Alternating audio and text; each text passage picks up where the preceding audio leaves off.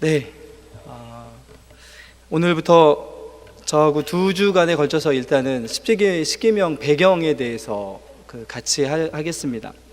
십계명에 대해서 잘 아시나요? 혹시 십계명이, 여러분 십계명 지키시죠?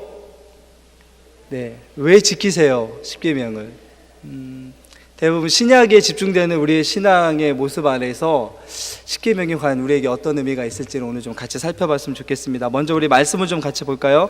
출애굽기입니다. 구약성경 출애굽기 20장 20장 1절에서 우리 2절까지만 오늘 보겠습니다. 출애굽기 20장입니다. 구약성경 112쪽이고요. 네, 출애굽기 20장 1절에서 2절입니다. 우리 한 목소리로 같이 2절입니다. 같이 읽습니다. 시작. 하나님이 이 모든 말씀으로 말씀하여 이르시되 나는 너를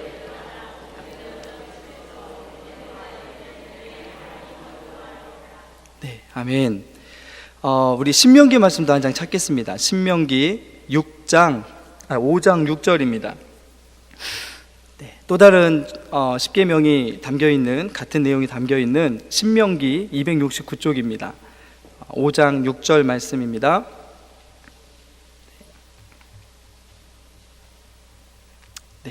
5장 6절 같이 읽습니다. 시작. 나는 너를 애굽 땅 종 되었던 집에서 인도하여 낸 내 하나님 여호와라. 십계명은 신약 시대를 살아가고 있는 우리들에게 과연 어떤 의미가 있을까요? 구약, 지금부터 BC 약 1450년경쯤에 공포가 되고 또 언약이 체결되었다고 생각을 하는데요. 그러면은 지금부터 약 3500년쯤 전에 주어졌던 이 성경 십계명 말씀입니다. 한번 제가 예전에 한번 얘기했던 적이 있었는데요. 많은 이야기들이 있습니다. 십계명이 어디에 기록이 되었죠? 돌판에 기록되었습니다. 몇 개의 돌판에 기록이 되었습니까? 2개의 돌판에 기록되었죠. 그러면 한 개의 돌판에는 몇 개의 계명이 기록되었을까요? 뭐라고 웅얼웅얼 하시는데 전혀 들리지 않습니다. 교회사 이후로 굉장히 다양한 의견들이 있었습니다.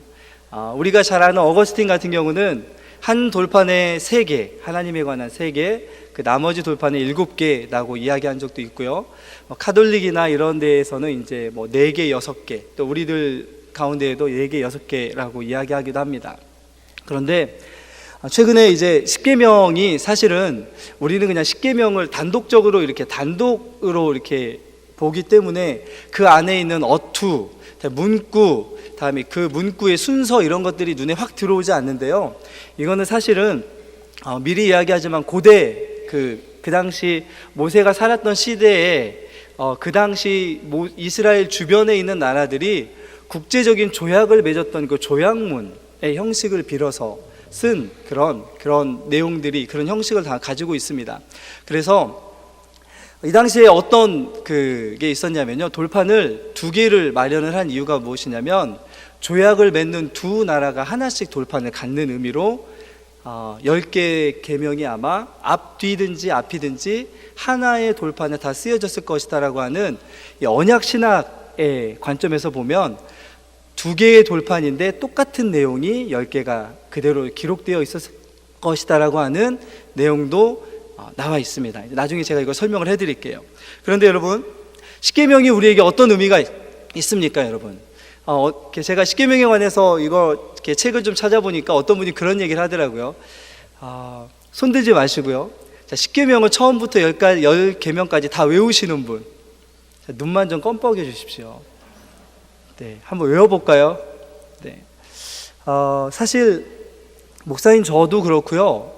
십계명이 과연 내 삶에 어떤 의미가 있지? 주로 신약적인 것에 집중하기 때문에 십계명이 과연 내가 하루를 살아가면서 내가 십계명을 생각하거나 그런 적이 몇 번이나 될까라는 생각을 하게 됩니다. 그런데 여러분, 한 가지 우리가 잊지 말아야 될 것은 성경을 바라보는 우리의 이 관점이라고 그러죠. 눈을 좀 크게 봐야 된다는 사실입니다. 저희가 신학을 하다 보면 성경이 그 창세기부터 요한계시록까지가 연결이 되잖아요. 그렇죠? 각 권이 따로 있지만 창세기부터 계시록까지 일맥상통하는 맥이 이어지는 큰 흐름들이 있습니다. 그래서 저희가 그 학교에서 배울 때나 또 이렇게 책을 보면 세 가지 큰 틀이 뭐가 있냐면, 첫 번째는 언약 신학 아래서 처음부터 끝까지를 쭉 볼 수 있습니다. 언약이라는 관점에서. 두 번째는 하나님의 나라의 관점에서 볼 수 있습니다. 과연 그 언약과 물론 관계가 있는 거지만 하나님의 나라의 관점에서는 어떻게 하느냐, 이런 식으로 큰 그 틀 안에서 성경을 봐야 되는데요. 제가 한 가지 질문하겠습니다. 제가 질문하면 항상 다들 긴장하시던데, 긴장하시고 이렇게 잘 대답해 보십시오. 아담에게 율법이 주어졌을까요? 안 주어졌을까요? 십계명이 아니고요. 아담에게 하나님의 명령과 하나님의 법이 주어졌을까요? 안 주어졌을까요? 자, 손 들어볼 거예요. 아담에게 주어졌다. 주어지지 않았다. 네, 아담에게도 주어졌습니다. 장우열 장로님, 주어졌습니다. 네, 그게 십계명이에요, 사실은. 그러니까 십계명은 어디서 갑자기 뚝 떨어진 게 아니고요. 원래 하나님께서 인간을 창조하셨을 때 그 창조의 원리와 목적과 하나님의 뜻이 십계명을 통해서 더 구체적으로 드러났을 뿐이지, 어디서 없던 것을 딱 떼어다가 갑자기 이스라엘 백성들에게 준 게 십계명이 아니었습니다. 왜냐하면 처음에 하나님께서 인간을 창조하셨습니다. 그러면 그 창조에 뭐가 있을까요? 여기 마이크나 이런 걸 보면 마이크를 만들 때 뭐 어떻게 만들죠? 설계를 하고 그 설계도에 맞게 그렇게 만듭니다. 그 다음에 이걸 잘 사용할 수 있도록 뭘 만들어서 여기 첨부해서 팔죠? 네, 눈치 빠르신 분들은 다 얘기하시는데 사용 설명서를 딸려서 팔죠. 인간에게도 사용 설명서가 있습니다. 그게 뭐냐면 처음으로 문서화된 게 십계명인 거죠. 그렇죠? 처음으로 문서화된 게 십계명입니다. 인간의 사용 설명서, 반대로 이야기하면 사용 설명서 안에는 뭐가 담겨져 있죠?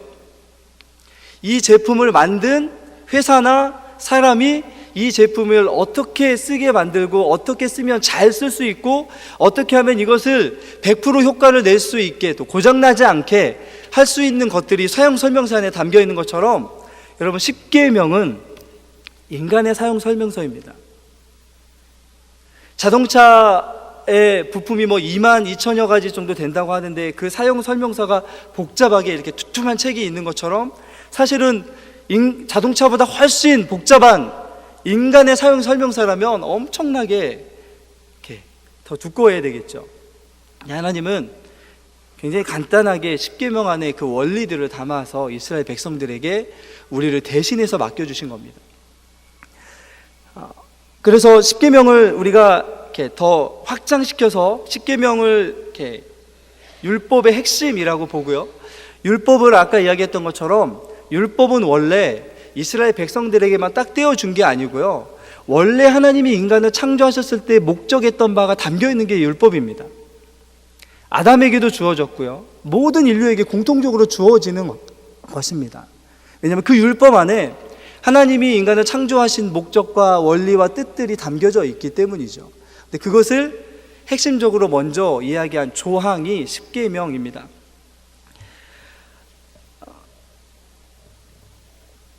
그런데 아담은 원래 이 율법을 완전하게 순종함으로 무엇을 누릴 수 있었냐면 영생을 누려갈 수 있었던 거죠. 다시 한번 질문하겠습니다.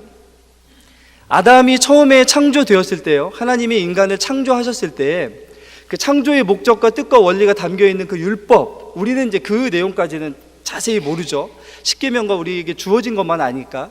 근데 그 하나님이 아담에게 주셨던 율법을 100% 순종할 수 있는 존재로 지으셨을까요? 아니면 순종할 수 없는 존재로 지으셨을까요? 다시 손 들까요? 이렇게 할 수 있었다. 아담은 100% 순종할 수 있었다. 없었다. 있었습니다. 제가 계속 답을 앞에 말씀해 드리잖아요. 그죠? 있었습니다. 100% 순종할 수 있는 존재로 만들어 주셨어요. 그런데 어떻게 했죠? 100% 거역했죠. 그 다음에 율법이 있었을까요? 없었을까요? 아담이 범죄한 이후에 계속 여전히 있었습니다. 그런데 그게 문서화돼서 나타난 게 모세에게 주신 율법이라니까요. 왜냐하면 로마서에 가면은요, 그 이방인들의 구원에 대한 사도 바울이 이야기를 하면서 뭘 얘기하냐면, 모세에게 율법이 주어지기 전에도 죄가 있었습니까? 없었습니까? 그 죄가 죄인 걸 뭘로 판단할 수 있죠? 그럼 그 기준이 먼저 주어졌던 율법이라는 거죠. 그렇죠? 율법은 문서화되기 이전에도 죄가 존재하는 곳에 율법은 있었습니다. 그 죄가 죄임을 드러내기 위해서.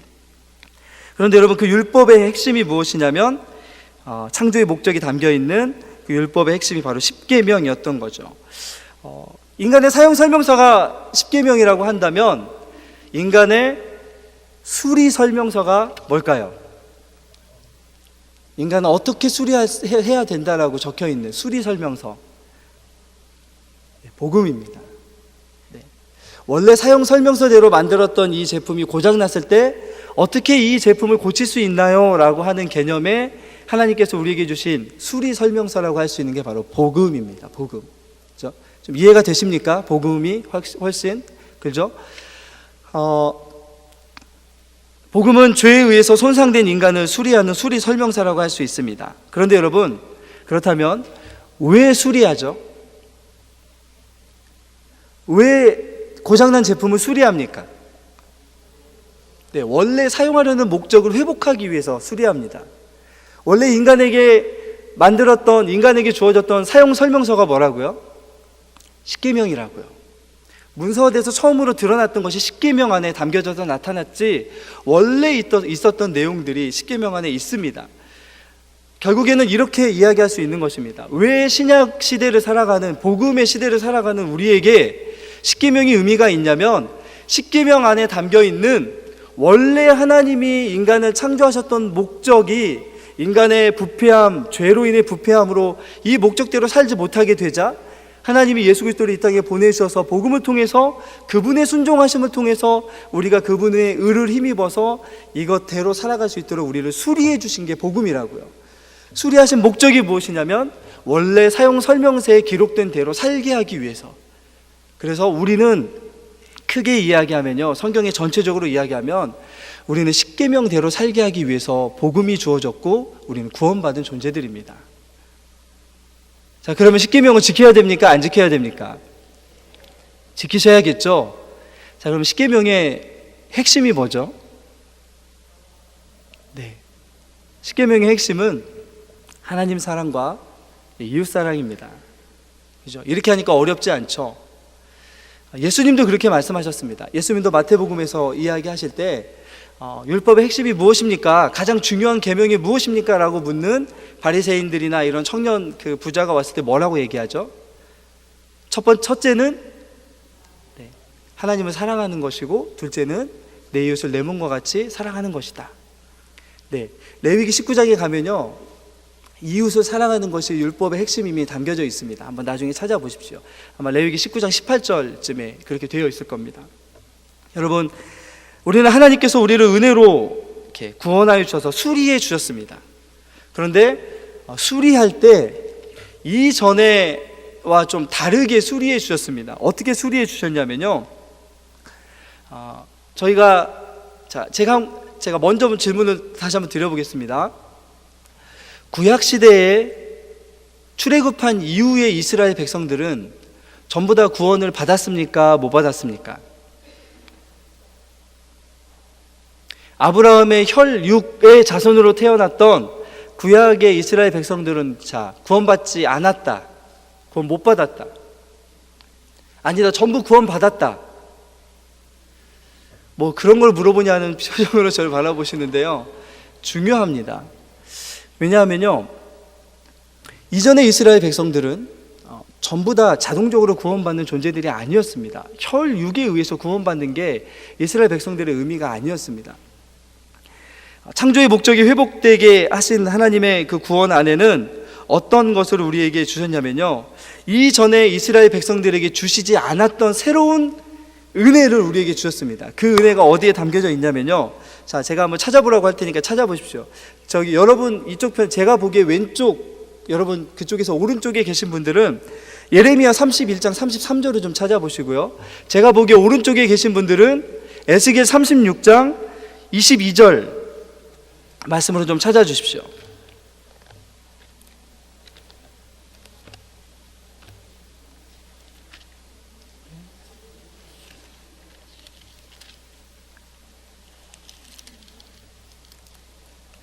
네. 다 찾으셨습니까? 예레미야 31장 33절이고요. 이쪽은 에스겔서 26장 22절부터인데요. 25절과 26절, 27절 이렇게 세 절을 읽겠습니다. 먼저 우리 예레미야 찾으신 분들 한번 같이 한번 읽어볼까요? 예레미야 31장 33절입니다. 같이 읽습니다. 시작.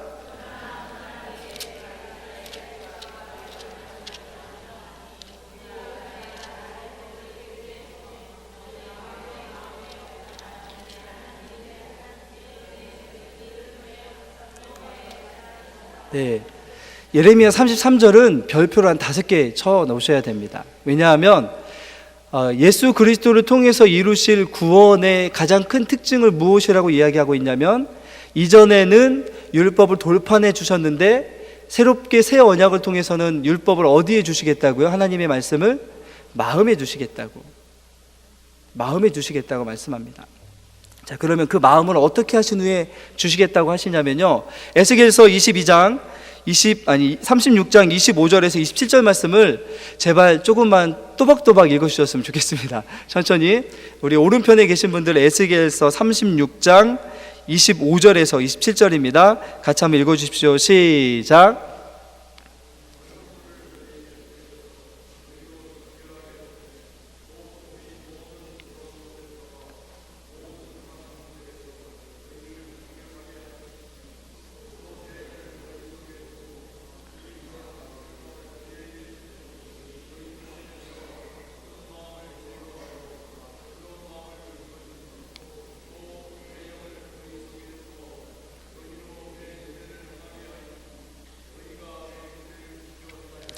네, 이전에 시내산에서, 이건 좀 나중에 할 이야기지만 먼저 하겠습니다. 이전에 시내산에서 언약을 받았던, 그 시내산 율법을 받았던 이스라엘 백성들과 혈육적인 아브라함의 자손들과 예수님께서 요한복음 8장에서 이야기했던 이스라엘 백성들 향해서 육으로 난 자들 말고 아브라함의 자손들은 믿음으로 난 자들이라고 이렇게 서로 다투셨을 때 옛 교회와 새 영적인 교회의 차이점이 무엇이냐면, 이스라엘 백성들에게 없던 걸 하나님께서 주셨습니다. 무엇을 주셨냐면 새 마음을 주셨죠. 그죠? 에스겔서에 가면 마음의 법을 기록하여 두시는데, 그 마음이 어떤 마음이냐면 물로 뿌림받아 정결하게 된 새 마음을 주셨다는 거죠.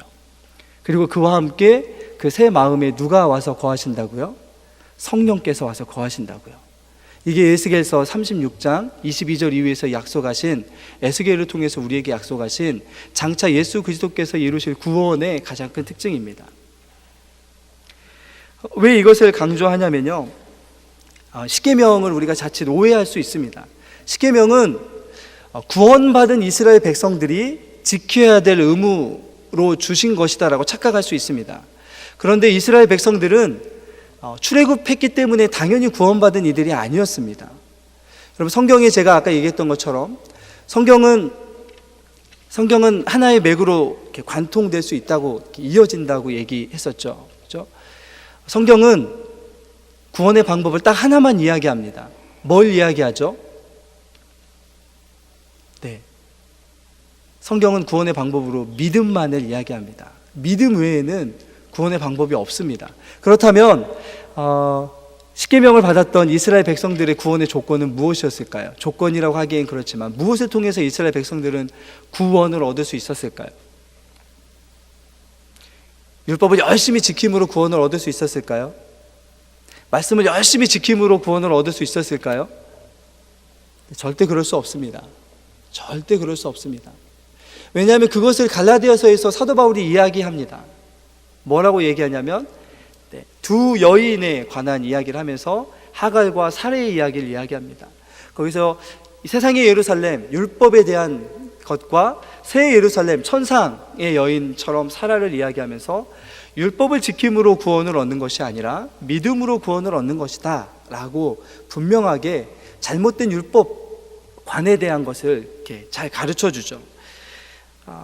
그래서 십계명을 처음에 시작할 때 제가 여러분에게 이야기하는 것은 십계명은 구원의 조건이 아닙니다. 십계명을 지키기 때문에 구원을 얻는 게 아니고, 율법을 지키기 때문에 구원을 얻는 게 아니고, 구원을 얻었기 때문에 율법을 지킬 수 있다는 것이죠. 왜냐하면 이미 예레미야 33장과 또 에스겔서에서 이야기하는 것처럼 맑은 물로 뿌려서 새 마음과 새 영이, 성령이 와서 거하시는 이들이 율법을 지킬 수 있다는 것을 말씀해 주고 있기 때문입니다. 착각하시면 안 됩니다. 그래서 우리가 이 말씀을 우리에게까지 적용해 보면 가끔씩 모태신앙이나 이런 분들에게 적용할 수 있는 거죠.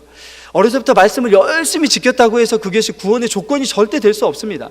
성경에서 이야기하는 구원의 조건은 절대적으로 믿음밖에 없습니다.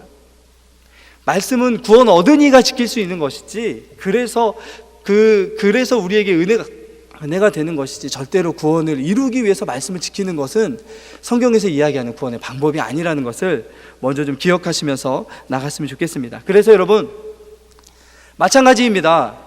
사용 설명서대로 사용하면 어떤 일이 일어나죠? 충분히 어떤 제품들을 잘 누릴 수 있게 됩니다. 자동차도 잘 타게 되죠. 고장 없이. 마찬가지입니다. 십계명이라는 우리 인간의 사용 설명서대로 잘 이렇게 우리가 그 사용 설명서대로 잘 우리 자신들을 살아가게 만들면 구원 받았다는 것을 조건으로 했을 때요, 우리에게 어떤 것이 주어질까요?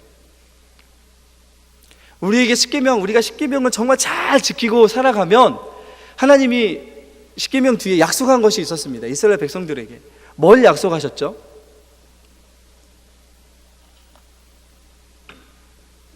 같이 한번 따라해 보겠습니다. 안식. 안식이 약속되어 있었습니다. 그 안식은 다른 말로 하면 영생이라고도 할 수 있고요. 그래서 여호수아가 이스라엘 백성들을 막 이끌고 나갈 때 여호수아서를 보면 이렇게 순종하면 하나님께서 너희가 그 땅에 가서 무엇을 누리도록 해주시겠다고요? 안식을 누리도록 해주시겠다고요. 안식을 누리도록. 그죠? 오늘 이 십계명이 우리의 사용 설명서임을 좀 봤는데요. 그런데 제가 남은 시간 동안은 십계명에 대한 걸 이야기하는 게 아니고요, 십계명이 어디에서 나왔는지, 그리고 이것의 배경에 대해서 잠깐 보면서 성경의 안에 있는 중요한 신학을 좀 짧게 다루고 다음 시간에 십계명의 서문에 대해서 좀 이야기하겠습니다. 여러분, 출애굽기 19장으로 잠깐 같이 돌아가 볼까요? 출애굽기 19장입니다. 저희가 봤던 20장 앞에 출애굽기 19장입니다.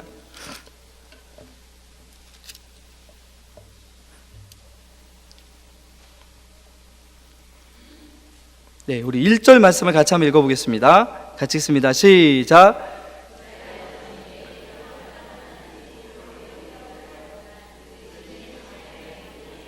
네, 그리고 2절에 보면 이스라엘이 거기 산 앞에 장막을 쳤다라고 되어 있습니다. 출애굽한 이후에 몇 개월 정도가 지났다고요? 3개월 정도가 지난 후에 하나님의 산, 호렙산, 신의 산이라고 이야기하는 산 앞에 이스라엘 백성들이 모여 있습니다. 왜 모이게 하셨을까요? 하나님이 그 산에서, 산 앞에 왜 모이게 하셨냐면, 중요한 말씀이 우리 19장 5절 6절입니다. 5절 6절도 다시 한번 읽겠습니다. 시작. 세계가 다 내게 속하였나니 너희가 내 말을 잘 듣고 내 언약을 지키면 너희는 모든 민족 중에서 내 소유가 되겠고 너희가 내게 대하여 제사장 나라가 되며 거룩한 백성이 되리라. 너는 이 말을 이스라엘 자손에게 전할지니라. 지금 하나님이 뭘 공포하고 있죠? 하나님은 이스라엘에 뭐라고요? 하나님은 이스라엘의 왕이다 라고 선포하고 계십니다. 그럼 이스라엘 사람들은 하나님의 뭐가 되죠? 백성이 되는 거죠. 근데 어떤 백성이냐면, 세계의 모든 것이 다 하나님의 소유인데 특별히 이스라엘 백성들이 하나님의 소유가 되게 하시겠다고요. 하나님의 특별한 백성, 하나님의 특별한 나라가 되게 하시겠다고 말씀하십니다.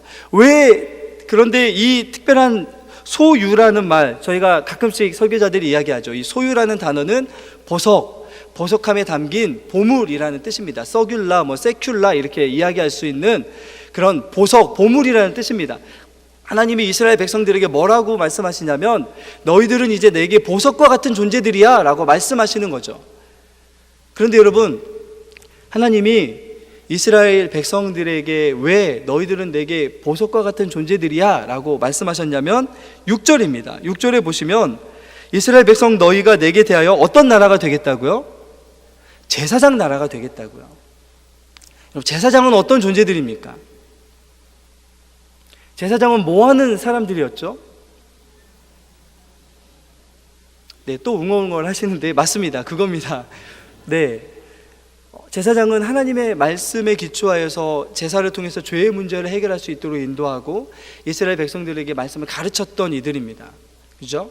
그런데 이러한 모습이 이스라엘 백성들에서 나타나게 하시겠다라고 하시는데, 자, 이스라엘 백성들이 먼저 하나님 앞에 가서 하나님, 우리가 하나님의 백성이 되겠습니다 라고 말했습니까? 아니면 하나님이 먼저 이스라엘 백성들에게 너희는 내 백성이 될 거야 라고 말씀하고 있습니까? 하나님이 먼저 이스라엘 백성들을 향해서 내가 너희를 내 백성으로 만들 거야 라고 말씀하고 계시죠. 그런데 왜 이스라엘 백성이었을까요? 여기에는 약속의 개념이 담겨져 있습니다. 누구와 한 약속 때문이죠? 네, 아브라함하고 한 약속 때문이었습니다. 그렇죠? 그런데 오늘 저희가 읽었던 말씀 안에 중요한 단어가 하나 무엇이냐면요, 19장 5절 말씀에 보면 세계가 다 내게 속하였나니 너희가 내 말을 잘 듣고 내 뭘 지키면요? 언약을 지키면이라는 말씀이 있습니다. 언약을 지켜야 된다고요. 왜 내 율법이 아니고 내 십계명이 아니고 내 언약이라고 말씀하셨을까요? 지금 하나님이 뭘 하시려고 이스라엘 백성들을 시내산 앞에 모아두신 거냐면 언약식을 하시려고 하시기 위함입니다.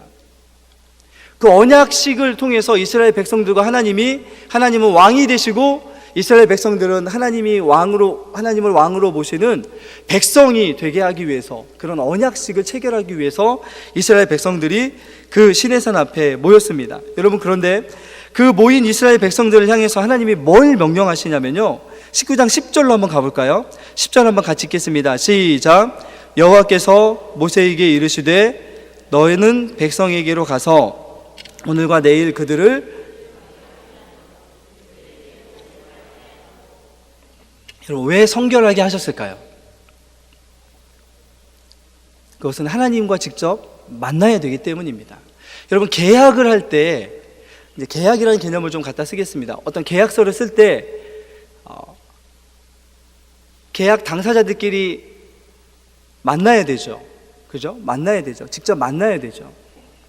하나님이 이스라엘 백성들과 지금 계약이라는 개념과 좀 비슷한 언약을 체결하려고 직접 하늘에서 내려오십니다. 어디에 내려오시죠? 시내산 정상에 내려오십니다. 그런데 어떤 모양으로 내려오시냐면, 보시면 9절 말씀에 보면 빽빽한 구름, 그죠? 그리고 그 뒤에 가면, 나중에 뒷부분에 가면 구름뿐만이 아니고 나팔 소리, 다음에 번개, 우레, 연기, 불, 이런 것들이 시내산에 가득 임하는 것을 보게 됩니다.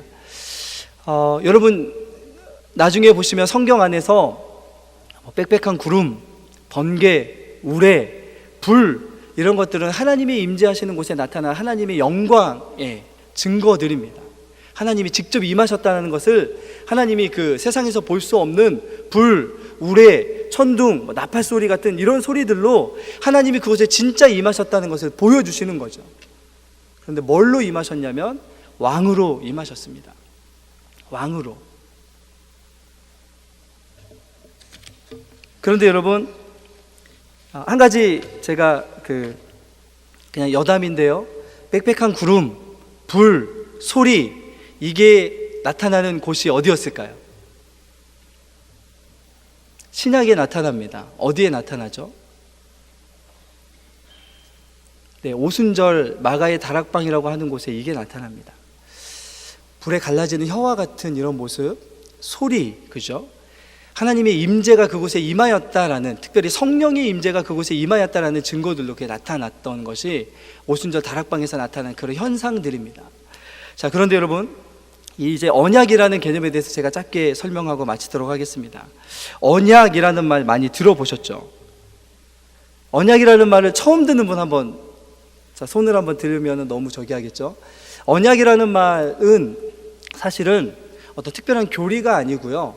아까 제가 얘기했던 이 성경의 내용을 파악하기 위한, 성경의 내용을 담기 위하여 가지고 있는 어떤 틀과 같은 것입니다.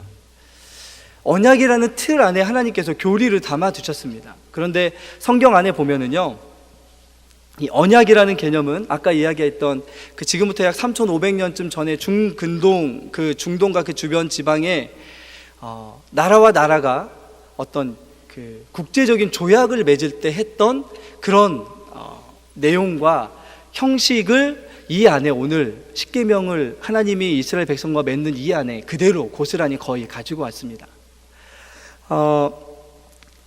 우리 장로교의 신학을 개혁신학이라고 이야기하고요. 개혁신학의 가장 큰 틀이 무엇이냐면 언약신학입니다. 언약 안에서 이야기합니다. 그래서 여러분, 처음에 하나님께서 인간을 창조하셨을 때 맺었던 언약이 있었습니다. 혹시 들어보셨나요? 창조 언약이라고요.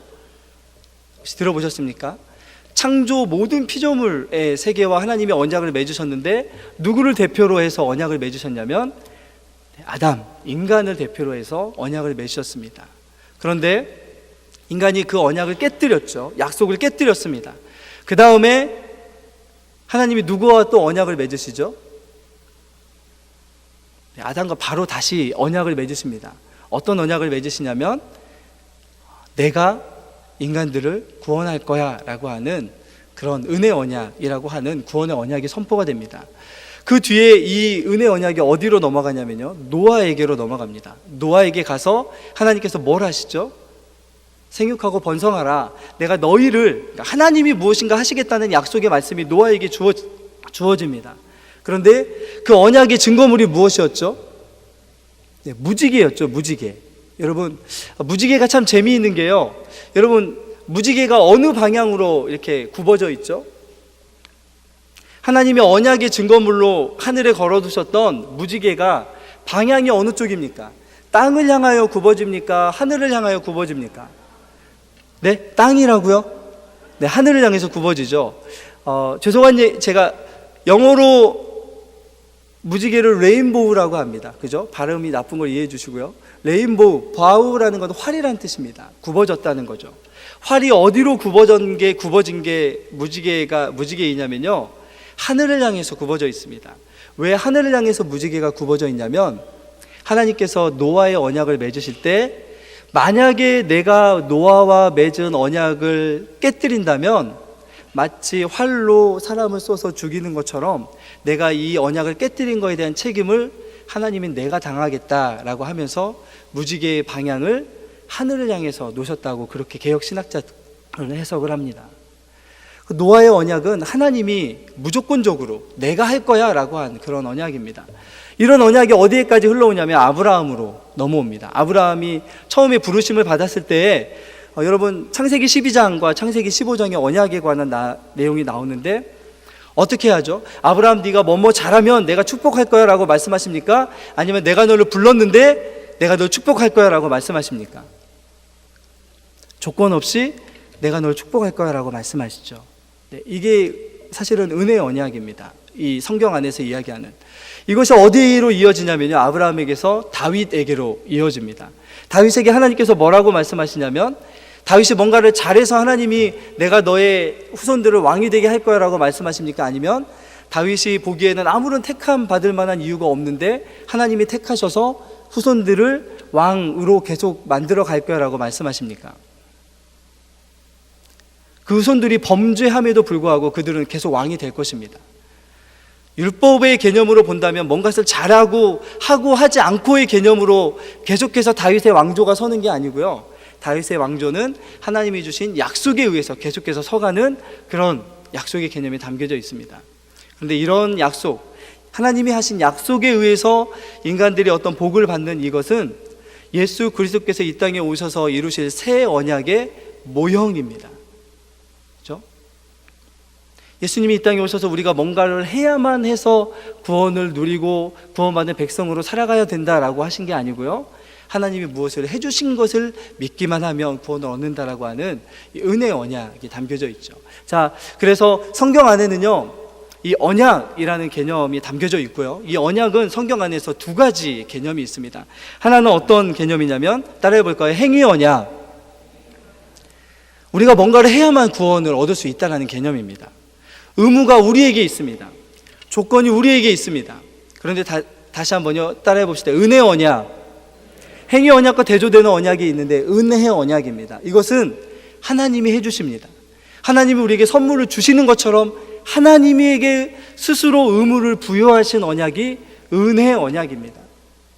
아까 제가 얘기했던 노아 언약, 아브라함의 언약, 다윗의 언약, 예수 그리스도께서 십자가의 보혈로 맺으셨던 그 새 언약, 그것이 바로 은혜 언약입니다. 그런데 여러분, 자, 좀 어려우시죠? 제가 다음 시간에 다시 설명하겠지만, 하나님이 인간에게 처음 주셨던 언약, 이 계약과 같은 언약은 행위 언약이었을까요? 은혜 언약이었을까요? 자, 하나님이 아담에게 처음에 주셨던 것이 넌 아무것도 하지 않아도 돼, 내가 다 할 거야 라고 하셨습니까? 넌 이걸 해야 돼 라고 말씀하셨습니까? 네, 해야 돼. 그렇지 않으면, 그렇다면 이런 조건이 나오죠. 하나님이 처음에 인간에게 주셨던 언약은 행위 언약이었습니다. 왜냐하면 그것을 다 행할 수 있는 능력까지도 주셨기 때문입니다. 그런데 인간은 타락했죠. 그래서 그 뒤에 행위 언약, 인간이 행함으로 구원을 얻을 수 있는 가능성이 존재합니까? 존재하지 않습니까? 인간이 스스로의 행위로 구원을 이룰 수 있습니까? 없습니까? 그래서 하나님이 은혜 언약을 주신 거죠. 인간의 행위로는 스스로 구원을 얻을 수 없을 만큼, 잊지 못할 만큼 타락했기 때문에 하나님께서는 은혜 언약을 우리에게 주셨습니다. 그런데 여러분, 이 언약이라는 걸 보면, 자, 우리 19장 말씀에서 이제 20장 말씀으로 좀 넘어가 볼까요? 20장입니다. 20장 1절과 2절 말씀을 보시면 여기가 그 언약의 형식으로 되어 있는데요. 이 당시 모세가 살았던 이 당시에 언약을 맺었을 때, 나라와 나라가 언약을 맺었을 때 그 안에 5가지 내용이 담겨져 있었습니다. 자, 저를 잠깐 보시죠. 여러분, 성경을 봐도 나오지 않는 내용입니다. 한 나라가, 강한 나라가 있습니다. 그죠? 뭐 바벨론이나 아수르와 같은 나라가 이스라엘을 침공합니다. 그리고 정복했습니다. 그럼 어떻게 하죠? 다 죽이나요? 모든 백성들을 다 죽여버립니까? 아니죠. 이스라엘 나라 왕이 바벨론 나라 왕 앞에 가서 어떻게 합니까? 무릎을 꿇습니다. 그리고 어떤 행위들을 해감을 통해서 이제부터는 바벨론 나라 왕이 이스라엘 나라에 뭐라고 고백하죠? 왕입니다 라고 고백하는 그런 의식을 합니다. 그게 바로 언약식인데요, 그 언약식이 맺어지면 왕이 생겨나고 신하, 백성이 생겨납니다. 근데 그 언약을 맺었을 때 언약을 맺을 때 처음에 하는 그 내용이 무엇이냐면요, 저희가 오늘 읽었던 십계명이 담겨져 있는 출애굽기 20장 말씀의 첫 부분입니다. 뭐냐면요, 우리 2절로 한번 가볼까요? 하나님이 뭐라고 이스라엘 백성들에게 언약을 맺으시면서 말씀하시냐면, 2절 한 번만 더 같이 읽겠습니다. 시작. 나는 너를 애굽 땅 종 되었던 집에서 인도하여 낸 내 하나님 여호와니라. 여기에 뭐가 담겨져 있죠? 내가 누구라고요? 지금 언약을 맺고 있는 이스라엘 백성들과 언약을 맺고 있는 그 내가 누구라고 말씀하시죠? 여호와다라고 말씀하고 있습니다. 언약을 맺었던 그 언약의 문서에 보면 제일 먼저 무엇이 나오냐면, 그 언약을 맺고 있는 그 왕이 되는, 그죠? 왕이 되는 사람의 그 사람이나 왕이 누구누구의 몇 대손, 누구누구의 아들, 이런 식으로 이렇게 왕의 이름이 담겨져 있습니다. 하나님이 여기에 어떤 이름을 담고 계시냐면, 여호와, 나는 여호와이다 라는 이름을 밝히고 있습니다. 그런데 이 이름을 밝히는 곳에는 또 한 가지 뭘 밝혀야 됐냐면요, 이 왕이 되는 사람이 백성으로 삼은 그 다른 나라나 백성들에게 어떤 일을 했는지가 그 다음에 담겨져 있습니다. 우리는 뭐라고 담겨져 있습니까? 20장 2절에 보면 여호와께서 어떤 여호와시라고요? 이스라엘 백성들을 애굽 땅 종 되었던 집에서 인도하여 낸 여호와다 라고 하는 하나님이 하신 일, 하나님이 이스라엘 백성들에게 어떤 일을 하셨고 어떤 좋은 일을 하셨고 그래서 이스라엘 백성들에게 충분히 왕이 될 만하다라고 하는 그런 이 서문이 담겨져 있습니다. 지금 그 형식으로 지금 담겨져 있는 거죠. 그 다음에 언약을 맺는 그 언약문에는 뭐가 담겨져 있냐면 언약 조항들이 담겨져 있습니다. 뭐뭐 하면 안 돼, 뭐뭐 해야 돼 라는 그런 계명들이 담겨져 있는 거죠. 보십시오. 20장 그 처음에 서문이 나온 이후에 3절부터 곧바로 뭐뭐 해야 돼, 하지 말아야 돼 라는 계명들이 10가지가 나와 있죠. 그죠? 특별히 이 언약을 맺었던 그 나라의 언약 그 조항들을 보면 어떤 것들이 많이 있냐면요. 절대로 다른 나라를 동시에 섬기지 말아야 된다. 또 매년마다 왕에게 찾아와야 된다. 언약 조항을 지키는 자는 언약의 준수자이고 언약을 어긴 자는 언약의 파기자이기 때문에 그래서 이제 네 번째로 뭐가 따르냐면요. 언약을 어겼을 때 어떤 상벌, 축복과 저주가 따르는지가 그 뒤에 나옵니다. 그래서 여러분 레위기 28장이나 또 신명기 28장에 가면 거기에 축복과 저주 구문이 같이 나옵니다. 이게 뭐냐면요, 그 당시에 이게 그냥 나온 게 아니고 그 당시에 언약을 맺었던 언약 구문의 공식이었습니다. 앞에 나오는 십계명을 지키면 어떤 복을 받게 되지만 지키지 않았을 때는 어떤 저주를 받을 거야 라는 상벌 규정이 따르게 되는 거죠. 축복과 저주의 계명. 그런데 그 다음에 마지막으로 뭐가 나오냐면요, 언약을 맺을 때 마지막으로 어떤 그 형식이 있냐면 언약 양쪽 대상자들이 그 나라에 신전을 짓습니다. 신전을 짓고 그 신전 안에 언약의 내용들이 담겨져 있는 돌판이나 문서를 보관하여 뒀다가 1년에 정기적으로 그것을 자라나는 그 언약이 어떻게 맺어졌는지를 보지 못한 다음 세대들에게 정기적으로 낭독하고 가르치도록 거기에 규정이 됩니다. 이게 언약을 맺는 형식이었습니다. 여러분, 우리가 보고 있는 십계명을 맺는 하나님과 이스라엘 백성들이 언약을 맺는 형식과 동일하죠. 십계명은 그런 언약에 체결하는 그 의식하에서 주어진 하나님의 언약 조항이었습니다.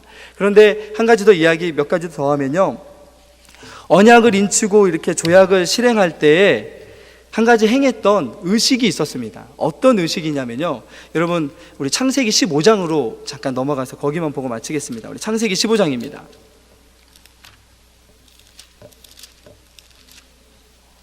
창세기입니다. 창세기 15장.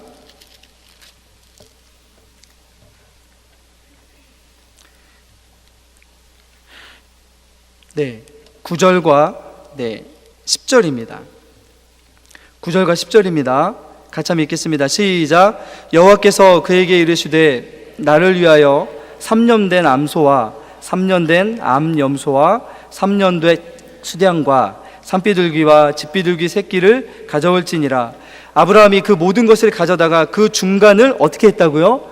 쪼갰습니다. 쪼개고 그 쪼갠 것을 마주대어 놓고 그 새는 쪼개지 아니하였다라고 되어 있습니다. 언약을 맺은 다음에 이 언약의 두 대상자들이 뭘 했냐면요, 큰 짐승의 배를 쪼갰습니다. 배를 쪼개가지고 그것을 두 당사자들 앞에 놓았습니다. 그럼 그 밑으로 뭐가 흐르죠? 피가 흐르죠. 그러면 왕이 먼저 그 쪼갠 짐승 위로 지나갔습니다. 그리고 신하가 된 다른 정복당한 백성이 그 쪼갠 짐승 위로 지나갔습니다. 왜 지나갔을까요? 만약에 우리가 이렇게 언약을 맺었던 이 내용들을 왕이 어겼든 신하가 어겼든 누구든지 어긴다면 여기에 이렇게 배가 갈라져서 쪼개져서 피 흘린 이 짐승처럼 될 거다라고 하는 그런 상호간에 약속하는 내용입니다. 그 처음 이 언약을 하나님이 지금 창세기 15장에 가면 아브라함과 맺고 계십니다. 그런데 누가 움직이냐면 아브라함이 움직이지 않고 하나님이 움직이십니다. 하나님만 그 쪼갠 고기 사이로 지나가십니다. 하나님이 약속하여 주시는 거죠. 그 행사만 한 게 아니고요, 그 다음에 뭘 하냐면요, 조약이 성립된 걸 축하하는 식사 자리가 열립니다. 나중에 시내산에서 언약을 체결한 이후에 하나님께서 그 나중에 두 번째 올라갔을 때 그 70장로들을 함께 데려가서 투명한 그 유리 바다 같은 곳 위에서 뭘 베풀어 주시냐면 먹고 마실 수 있게 식사를 베풀어 주십니다. 언약이 체결된 이후에 뭐가 항상 베풀어졌냐면 그 언약이 잘 체결됐다라고 서로가 승인하는 언약 식사가 배설이 됐습니다. 이것이 바로 우리가 지금 기념하는 성찬의 의미입니다. 성찬은 여기에서 기인합니다. 이 언약 식사에서 오는 거죠. 유월절 식사의 개념 이전에 이 언약 식사의 개념이 있습니다. 하나님께서 이 언약 식사를 통해서 예수님께서 그걸 하고 싶으셨던 거죠. 이 언약의 식사를 통해서 예수 그리스도의 구원의 의미도 알려줬을 뿐더러 교회 12대표를, 새로운 영적인 교회를 대표하는 12사도들과 함께 새 언약이 정확하게 잘 체결이 되었고 이제 이것은 지켜질 거다라고 하는 인준하는 그런 식사의 자리가 성찬의 자리입니다. 그런 의미가 성찬 안에 담겨져 있던 거죠. 하나님은 이런 언약이라는 방법 안에 하나님의 그 구원의 방법들을 담으셔서 이제 우리에게 나타내 주십니다. 그것을 이스라엘 백성들에게 나타내 주셨고요. 그것이 우리에게까지 어떻게 올 건지는 다음 시간에 좀 같이 더 살펴보도록 하겠습니다.